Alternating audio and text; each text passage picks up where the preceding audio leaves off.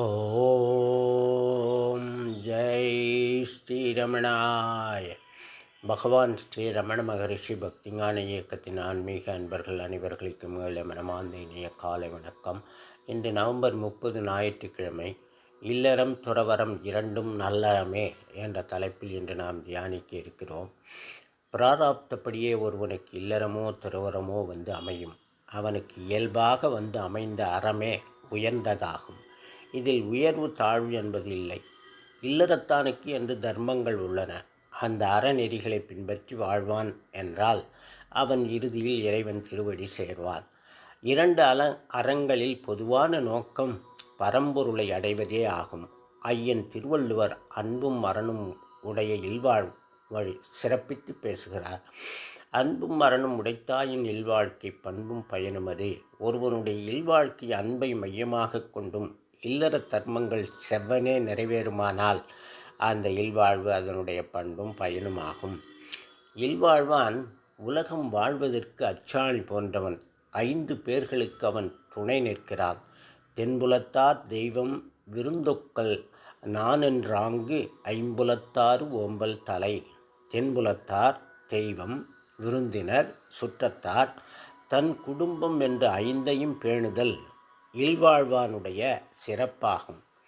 ஐயன் திருவள்ளுவன் செம்மையாக வாழும் இல்வாழ்வான் தெய்வத்துக்கு ஒப்பாக வைக்கப்படுவான் என்று இல்லறத்தை போற்றுகிறார். வையத்துள் வாழ்வாங்கு வாழ்வான் வானுரையும் தெய்வத்துள் வைக்கப்படும்.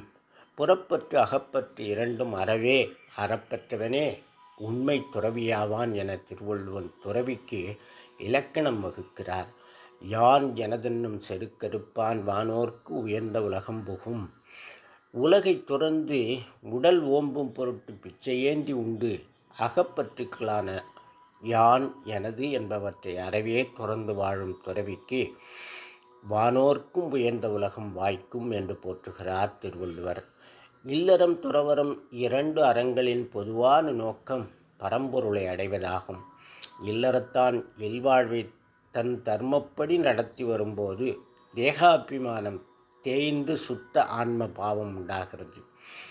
துறவி தவபலத்தால் தான் பெற்ற ஆத்ம சக்தியை தன்னை காப்பாற்றும் இல்லறத்தானுக்கு பகிர்ந்தளித்து தன்னலம் தவிர்க்கிறான். 2 அறத்தாரும் தனக்கென வாழாத தியாக வாழ்க்கையே வாழ வேண்டும். தியாகமே மனித வாழ்வின் அடிநாதம்.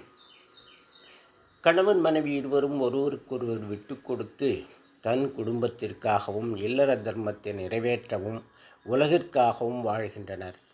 துறவியோ முழுநேர இறை சிந்தனையோடு உலகம் முழுவதும் வியாபித்துள்ள சகல உயிர்களையும் இறைவனாக பாவித்து அவைகளுக்கு தொண்டு செய்வதே தன் வாழ்வின் நோக்கம் என்ற தியாக வாழ்க்கை வாழ்கிறான். சீவ சேவையே சிவசேவை என்பது துறவியின் கோஷம். 2 துறவிகள் ஒரு ஊரிலிருந்து மற்றொரு ஊருக்கு சென்று கொண்டிருந்தனர். இடையில் ஒரு ஆறு வெள்ளம் ஓடிக்கொண்டிருந்தது. அவர்கள் ஆற்றை நெருங்கிய போது ஒரு இளம் பெண் ஒருத்தி மிகுந்த கவலையோடு ஆற்றை பார்த்து கொண்டு நின்றாள். அவள் அந்த துறவிகளை பார்த்து, சுவாமி, நான் அவசரமாக அடுத்த ஊருக்கு போக வேண்டும். ஆற்றில் இறங்கி நடப்பதற்கு பயமாக இருக்கிறது. என்னை நீங்கள் அந்த கரையில் கொண்டு சேர்க்க முடியுமா என்று கேட்டாள்.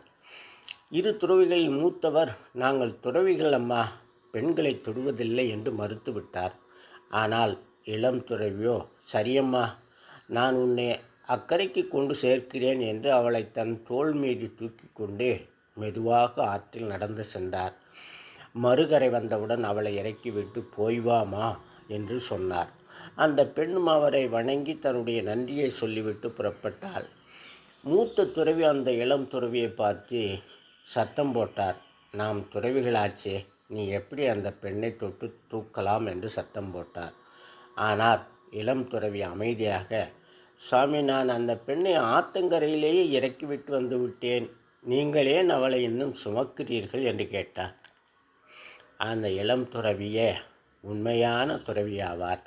மனத்துறவியே உண்மை துறவாகும்.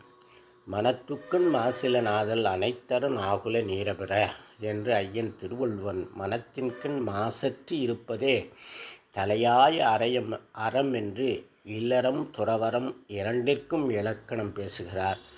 பௌதிகமா முழல் பற்றற்று நாளும் உன் பவுசு கண்டுறவருள் அருணாச்சலா. ஓம் தத் சத். நாளை வேறொரு தலைப்பில் தியானிக்கலாம் அன்பர்களே. வணக்கம், நன்றி.